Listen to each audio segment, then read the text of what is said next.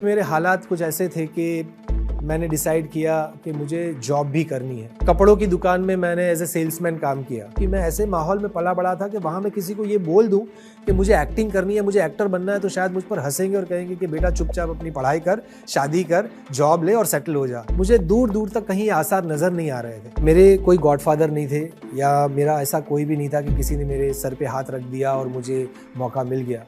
मेरे पास नमस्कार दोस्तों, मेरा नाम श्याम पाठक है, मैं अभिनेता हूँ और आज आप सबके साथ मेरी अब तक की जो जर्नी रही है वो शेयर करने आया हूँ। मेरा जन्म मुंबई में हुआ। मुंबई का एक सबब है घाटकोपर, वहाँ पर 12 जून 1972 को मेरा जन्म हुआ और हम वहाँ रहते थे। जिस घर में मैं रहता था वो चॉल सिस्टम था। मुंबई वालों को चॉल सिस्टम के बारे में पता है। 180 स्क्वायर फीट का घर था जिसमें हॉल, किचन, सारी चीज़ें आ गई और वहीं पर मैं पला बड़ा। ज़िंदगी के पहले 25 साल मैंने वहाँ गुजारे। मेरी जो स्कूलिंग हुई, जो शिक्षा प्राप्त की मैंने, तो सबसे पहला स्कूल मेरा था MD Bhatia English medium high school और उसके बाद मैंने जो कॉलेज ज्वाइन की वो KJ Somaiya college of arts and commerce, जो घाटकोपर में ही थी। और वो जो इलाका था वो typical Gujarati middle class families का इलाका था और मैं भी बहुत ही लोअर मिडिल क्लास फैमिली में मेरा जन्म हुआ था। माई फैमिली कंसिस्टेड ऑफ मतलब मैं, मेरे पिताजी, मेरी माँ और मेरी बड़ी बहन, हम 4 लोग फैमिली में रहते थे और बहुत अच्छी एक मेरा बचपन रहा है। लेकिन जो मेरा अहम मेरी ज़िंदगी का जो एक अहम पॉइंट है, मतलब मैं एक्टर बना, तो मैं एक्टर कैसे बना और क्यों बना, उसकी बात अगर मैं आपसे शेयर करूं तो उसका जो बीज है वो बचपन में शायद बोया गया था कि उस ज़माने में एक स्पिरिचुअल ऑर्गेनाइजेशन था स्वाध्याय परिवार, जिनके प्रणेता थे परम पूज्य श्री पांडुरंग शास्त्री आठवले। तो उनका बड़े लोगों के लिए एक हर संडे को सत्संग होता था, यंग लोगों के लिए एक DBT करके होता था, डिवाइन ब्रेन ट्रस्ट, और बच्चों के लिए बाल संस्कार केंद्र चलता था, जहाँ पे मेरे मम्मी मुझे और मेरी सिस्टर को भेजते थे। हर सैटरडे संडे हम वहाँ जाते थे। 1 घंटे की वहाँ क्लास होती थी जहाँ पे स्टोरी टेलिंग होती थी, अच्छी अच्छी बातें होती थी, श्लोक सिखाए जाते थे, स्तोत्र सिखाए जाते थे। और वहाँ उनका सालाना एक प्रोग्राम होता था, वसंत उत्सव। वसंत ऋतु में वो उत्सव मनाया जाता था जिसमें एक नाटक का मंचन होता था। तो उस नाटक के मंचन के लिए जब कास्टिंग होती थी, ऑडिशन होती थी, मैं उस वक्त 6, 7, 8 साल का रहा होऊंगा। तो अक्सर ऐसा होता था कि 2-3 साल जब भी बात आती थी नाटक की और ऑडिशन होता था तो कोइंसिडेंटली मेरा सिलेक्शन होता था मेन रोल प्ले करने के लिए। और मैं फिर रिहर्सल करता था और फिर वहाँ 20, 25, 30, 40, 50 लोगों के बीच में वो एक्चुअली परफॉर्मेंस होती थी। और परफॉर्मेंस होते ही जैसे तालियां बजती थी, लोग आकर के शो के बाद मिलते थे, वाहवाही होती थी। तो वो मेरे छोटे से 8 साल 7 साल के बच्चे के मन को बड़ा मतलब भाती थी, वो चीज़ें बड़ा प्रभावित करती थी। अच्छा लगता था कि यार क्या बात है कि स्टैंडिंग ओवेशन मिल रहा है या लोग तालियां बजा रहे। शायद यहाँ वहाँ वो बीज रोपा गया होगा, ऐसा मुझे अभी लगता है। और मैं जब स्कूल में था तो रोटरी का जो रोटरी होता है, रोटरी क्लब का, स्कूल के बच्चों के लिए इंटरेक्ट क्लब होता है, तो मैं अपने स्कूल को रिप्रेजेंट करता था इंटरेक्ट क्लब की ओर से और अलग अलग जगहों पर जाकर के प्रोग्राम्स करता था। कभी मिमिक्री, कभी स्टोरी टेलिंग, ऐसा कुछ करता था और अच्छा लगता था। तो कल्चरल एक्टिविटीज़ में मैं स्कूल में एक्टिव था और अपने स्कूल को रिप्रेजेंट भी करता था। लेकिन जब मेरे कॉलेज शुरू हुई, मतलब जब मैंने 10th क्लियर करके जब मैं 11th स्टैंडर्ड में आया, घर के मेरे हालात कुछ ऐसे थे कि मैंने डिसाइड किया कि मुझे जॉब भी करनी है। तो सुबह 7 से 10, साढ़े 10, 11 बजे तक मेरी कॉलेज होती थी और उसके बाद मैं जॉब करता था। और मैंने कई ऑड जॉब्स किए। मतलब अगर आपको एक एग्जाम्पल बताऊं तो कपड़ों की दुकान में मैंने एज ए सेल्समैन काम किया और हमारे जो मालिक थे उनका ऐसा था कि मैं शायद बात करने में अच्छा था, तो उनका ये रूल था कि जितने भी सेल्समैन है, कोई भी कस्टमर आएगा तो सबसे पहले श्याम कपड़े दिखाएगा, मतलब सबसे पहले अटेंड श्याम करेगा, बाद में फिर दूसरा सेल्समैन करेगा। और कई बार ऐसा होता था कि मेरे क्लास में जो मेरे साथ पढ़ती कोई लड़की है वो वहाँ कपड़े लेने अपनी मम्मी के साथ आई है, तो बड़ा एम्बेरसिंग मोमेंट हो जाता था। बट दैट वाज एक फेज था और वहाँ से भी मैंने बहुत कुछ सीखा ज़िंदगी के बारे में, बहुत करीब से ज़िंदगी को देखा। और कॉलेज मेरी खत्म हुई, जैसे ही कॉलेज कंप्लीट हुई, उस दौरान मतलब ये 5 साल के दौरान मेरी जो ये थिएटर की एक्टिविटीज़ थी या कल्चरल एक्टिविटीज़ थी, उसने बैक सीट ले ली थी, क्योंकि सुबह कॉलेज और शाम को मैं जॉब करता था। और कॉलेज ख़त्म होने के बाद, ग्रेजुएशन ख़त्म होने के बाद मैंने बिना मतलब मेरे लिए ज़्यादा सोचने का स्कोप नहीं था, क्योंकि मेरी मम्मी का ड्रीम था कि मैं चार्टर्ड अकाउंटेंट बनूँ, सीए बनूँ। तो मैंने सीए के लिए कोर्स के लिए रजिस्टर कर लिया दूसरे ही दिन जाके, और फिर मेरी आर्टिकलशिप शुरू हुई, जो ट्रेनिंग होती है सीए की पढ़ाई के लिए 3 साल की, तो वो शुरू हुई। उसी दौरान मैं एग्ज़ाम्स लिखने लगा। तो इंटरमीडिएट की एग्ज़ाम्स होती है, उसके 2 ग्रुप होते हैं, तो दोनों ग्रुप एक अटैम्प्ट में मेरे एक साथ क्लियर हुए। तो एक जर्नी चल रही थी, एक दौर चल रहा था, लेकिन कहीं एक बैक ऑफ द माइंड ये था कि मुझे जीवन में मौका मिलेगा तो मुझे अपने मन की चीज़, मेरा जो पैशन है वो करना है, उसको अपना प्रोफेशन बनाना है। लेकिन मुझे दूर दूर तक कहीं आसार नज़र नहीं आ रहे थे। और मुंबई में national centre for performing arts है टाउन में, उसके पास में बगल में अर्नेस्ट हाउस करके है, जहाँ पे इनकम टैक्स ऑफिस होती थी। तो मेरा अक्सर अपने काम से, ऑडिट के या इनकम टैक्स के काम से वहाँ जाना होता था। तो एक दिन बस से मैंने national centre for performing arts देखा, और मैं बहुत ही मतलब डरते डराते मैंने सोचा कि चलो वहाँ जाके देखता हूँ ना क्या होता है। मैं आपको ये बात बता रहा हूँ आज से ऑलमोस्ट 28 साल पहले की। तो तब मैं वहाँ डरते डराते गया, तो मुझे पता चला कि वहाँ पर एक्सपेरिमेंटल थिएटर है, टाटा थिएटर है, और एक लाइब्रेरी है पीछे की तरफ, जहाँ पे उस टाइम पर सालाना सब्सक्रिप्शन था 25 रुपये। तो मैंने 25 रुपये भर के वहाँ का पूरे साल का सब्सक्रिप्शन ले लिया। वहाँ एक लाइब्रेरियन थी, पारसी लेडी, और वहाँ पर बहुत सारे यंग लोग थिएटर से जुड़े हुए आते थे, जिनकी किसी की फेलोशिप चल रही थी, किसी का कुछ चल रहा था। तो मेरे लिए फिर वो दौर ऐसा हो गया कि मंडे टू फ्राइडे मैं ऑफिस में जाता था, अपना काम करता था, और सैटरडे संडे मेरी छुट्टी होती थी। तो मैं सुबह 9 बजे अपने घर से निकल जाता था और लाइब्रेरी खुलने से पहले वहाँ पहुँच जाता था। लाइब्रेरी खुलने के साथ मैं अंदर चला जाता था, वहाँ पर 1-1:30 बजे तक पढ़ता था, क्योंकि वहाँ पर थिएटर, एक्टिंग, डायरेक्शन को लेकर के बहुत सारी किताबें, बहुत सारा मटेरियल वहाँ पे था, और मुझे बहुत मज़ा आता था। तो वहाँ पे मुझे पता चला कि बर्टोल्ट ब्रेख्ट कौन है, स्टेनिस्लेवस्की कौन है, पीटर शेफर्स कौन है, ये सारी चीज़ें मुझे वहाँ पता चली।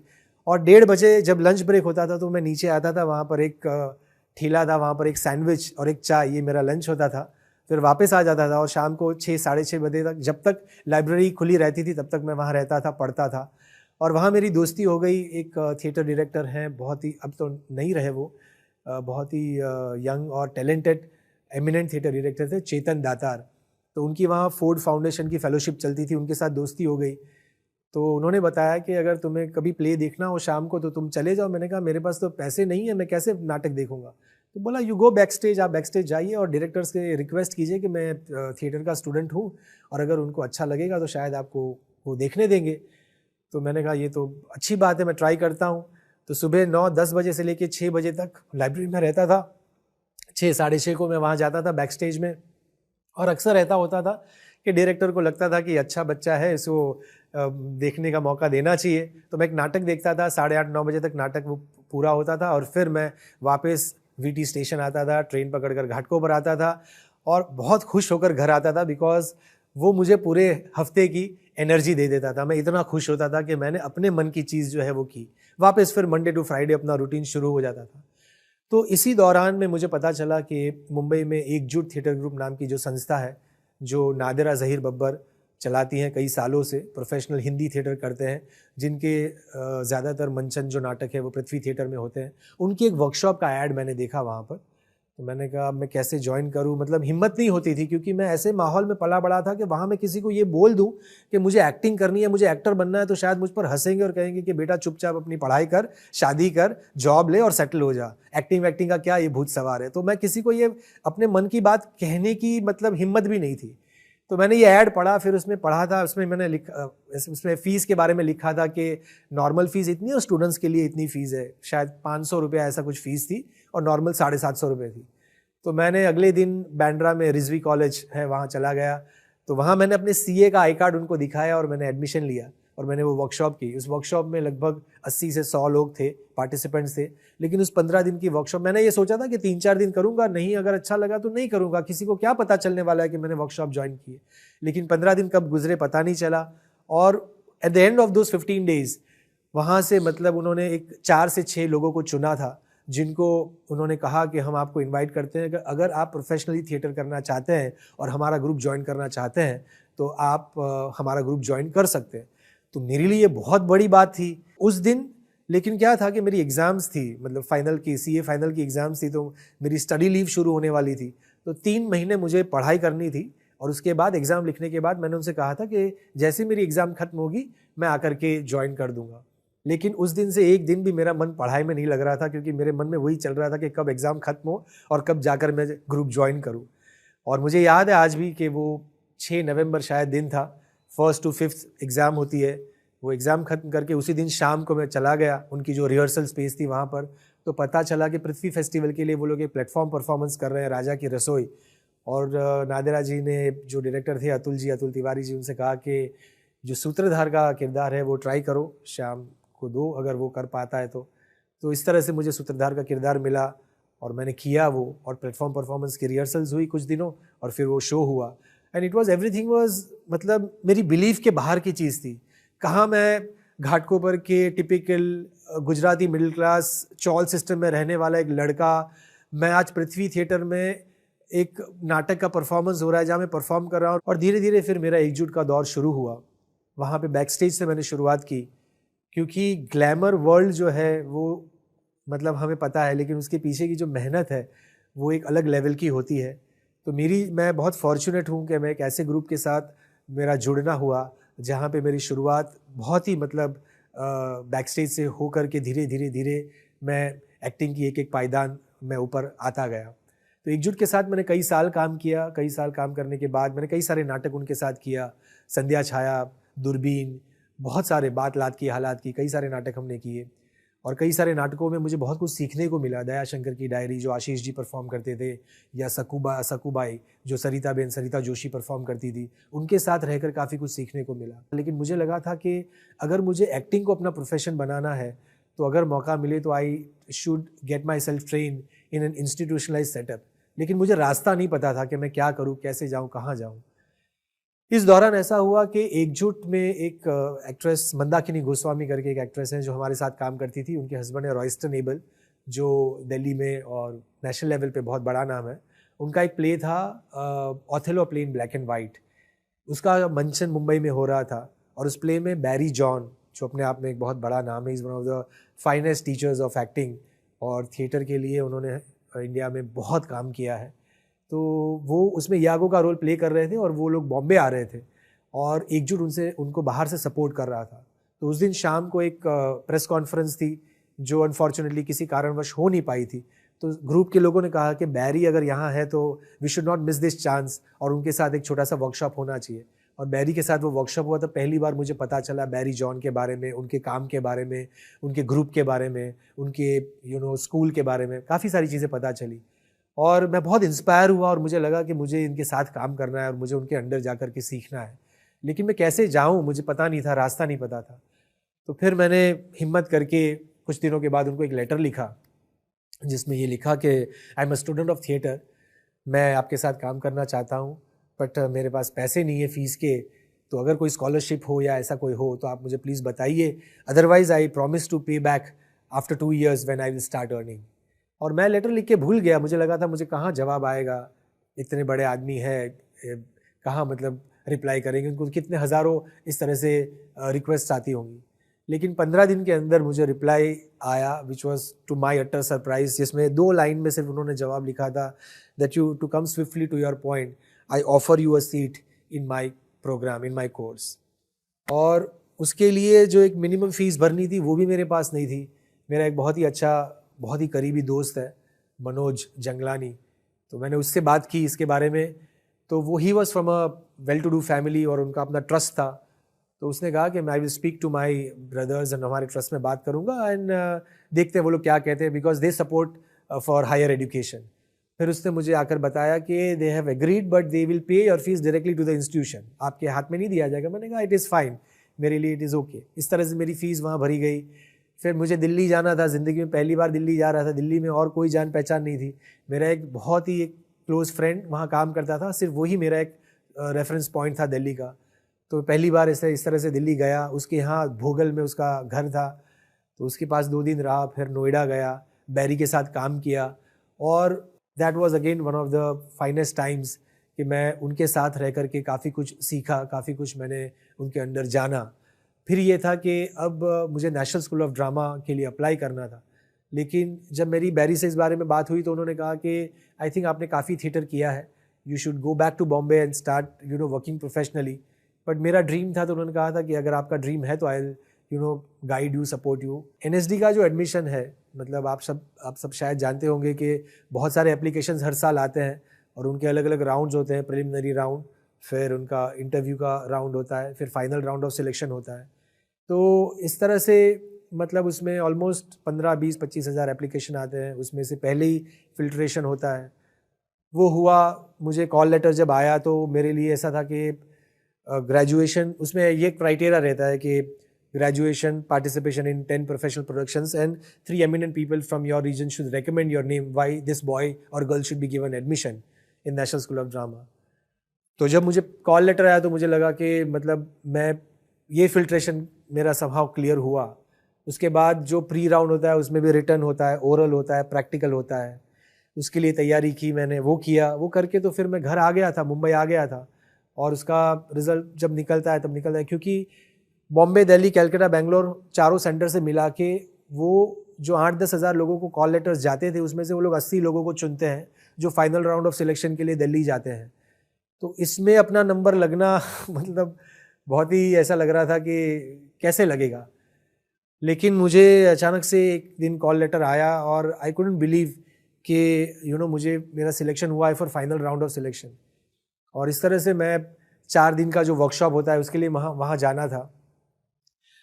तब ऐसा माहौल था कि मेरे पिताजी के बड़े भाई, मतलब मेरे ताऊ जी की डेथ हो गई थी और नेटिव प्लेस में हमारे, तो उनका जो चौथा होता है वो हमारे घर पे होना होता है, वो रखना था, बिकॉज़ हमारा इमीडिएट फैमिली था। और वहाँ पर ऐसा था कि मुझे जाना है दिल्ली, मेरी टिकट्स बुक हुई है, मुझे मंडे को निकलना था, लेकिन मंडे को वो रखना था और थर्सडे से वर्कशॉप शुरू होने वाला था। तो मैंने जब ये न्यूज़ आई सैटरडे को, तो मैं दौड़ा न्यूज़पेपर्स में, गुजराती वगैरह न्यूज़पेपर्स में उसके बारे में बताना होता है। हमने मंडे को वो रखा और मैं अकेला ही दौड़ भाग करने वाला था, वो किया हमने। उसके बाद ट्यूसडे को मैं गया और वेडनेसडे को वहाँ पहुँचा दिल्ली और थर्सडे से मैंने वर्कशॉप की। तो थर्सडे टू संडे वो वर्कशॉप की मैंने, और वर्कशॉप के बाद at the end of the workshop आपको रिज़ल्ट पता चलता है। वर्कशॉप होने के बाद मैं रिज़ल्ट देखने तक नहीं गया था। जिस दिन रिज़ल्ट था उस दिन सुबह, मतलब मुझे लग रहा था कि इतने सारे लोगों में एडमिशन होना, नेशनल स्कूल ऑफ ड्रामा में एडमिशन होना कैसे होगा, मतलब बहुत मुश्किल लग रहा था। तो हम जो कुछ लोग थे वहाँ पे, डॉर्मेट्री थी जहाँ पे हम लोग 4 दिन रुके थे, हम लोग सुबह हिम्मत नहीं कर पा रहे थे जाने की। लेकिन एक और पार्टिसिपेंट था, वो दौड़ते हुए वहाँ से आया, मतलब स्कूल से आया जहाँ हमारी हॉस्टल थी, और उसने दरवाज़ा खोल के, ये सारे विजुअल्स आज भी बहुत क्लियर है मेरे दिमाग में, चिल्ला करके बोला कि श्याम तेरा हो गया है, तेरा एडमिशन हो गया है। एंड आई कुडंट बिलीव, मतलब मुझे लग रहा था कि मैं क्या करूं, मतलब। तो मैं दौड़ के, हम लोग एनएसडी गए वहाँ पर, वहाँ एडमिशन लिस्ट में देखा, मैंने नीचे से लिस्ट में देखना शुरू किया, मैंने ऊपर से भी नहीं देखा। तो नीचे नाम देखता गया तो वहाँ श्याम किशोर लिखा हुआ था। तो मुझे लगा अरे ये तो श्याम किशोर का एडमिशन हुआ है, वो बिहार से हैं। उसके ऊपर मेरा नाम लिखा हुआ था Shyam Navneet bhai Pathak, Maharashtra. And I couldn't believe my eyes कि मेरा admission National School of Drama में हुआ है, जहाँ से नसीरुद्दीन शाह, ओमपुरी, अनुपम खेर, इतने महान महान एक्टर्स जिस संस्था ने दिए हैं, उस स्कूल में मेरा एडमिशन हुआ है। और मेरी खुशी नहीं समा रही थी, मुझे पता नहीं चल रहा था कि मैं किसके साथ ये बात शेयर करूं। फिर वहाँ से cut to I came back to Bombay. फिर मेरे पेरेंट्स रेडी नहीं थे, राज़ी नहीं थे। मेरी माँ को लग रहा था कि 3 साल के लिए चला जाएगा ये, पर किसी तरह से मैंने उनको कन्विंस किया। फिर मैं दिल्ली गया और दिल्ली में मेरे 3 साल मैंने वहाँ पर जो गुजारे, वो एक ऐसा वक्त था जो मैं ज़िंदगी भर कभी भूल नहीं पाऊँगा।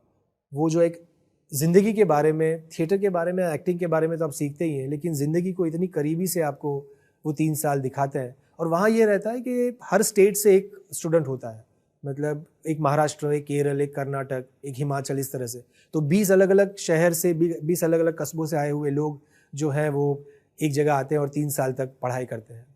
और उस दौरान हमने काफ़ी कुछ सीखा। सेकेंड ईयर में हमारी एक स्टडी टूर हुई, जहाँ पे हम नॉर्थ ईस्ट में गए थे, गुवाहाटी। वहाँ पर माजोली एक biggest river island of the world है, वहाँ पर हमने एस्मीज फोक फॉर्म में किंग लियर किया, अलग अलग फॉर्म में नाटक किए हमने संस्कृत नाटक किया, अभिज्ञान शाकुंतलम, और अलग अलग फॉर्म, फारसी नाटक किया, यहूदी की लड़की, ये सारी चीज़ें वहाँ 3 साल में रहकर सीखा। बहुत एक्सटेंसिव ट्रेनिंग हुई। तो दिल्ली से मुंबई आने के बाद मैंने अपनी जर्नी शुरू की। मैंने कई सारे नाटकों में काम किया, कई सारे टेलीविज़न शोज़ में काम किया। तो शुरुआत में एक चाबी है पड़ोस में स्टार प्लस पर आता था, सोनपरी, जसूबेन जयंतीलाल जोशी की जॉइंट फैमिली, सुख बाई चांस, और अब तारक मेहता का उल्टा चश्मा। तो ये मोरलेस मेरी अब तक की जर्नी रही है। और मेरे कोई गॉडफादर नहीं थे, या मेरा ऐसा कोई भी नहीं था कि किसी ने मेरे सर पे हाथ रख दिया और मुझे मौका मिल गया। मेरे पास सिर्फ यही, मेरे पास जो मूडी थी या मेरे पास जो अपनी पूंजी थी वो यही था, मेरी मेहनत, मेरी सिंसियरिटी और मेरा हार्डवर्क। और आज मैं यहाँ आया हूँ, वो भी उसके पीछे का कारण यही है कि मैं जितने भी आपके दर्शक हैं या जो यंग जनरेशन है जो इस फील्ड में आना चाहते हैं या जो भी अपने जीवन में करना चाहते हैं, उनसे आपके माध्यम से सिर्फ यही कहना चाहता हूँ कि सिंसियरिटी, हार्डवर्क, अपने ऊपर यकीन, ऊपर वाले के ऊपर यकीन, यही चीज़ें हैं जो आपको आपकी मंजिल तक पहुँचाते हैं। If you are really passionate about what you really want to do and if you really work hard with sincerity, then definitely आपका ड्रीम पूरा होगा।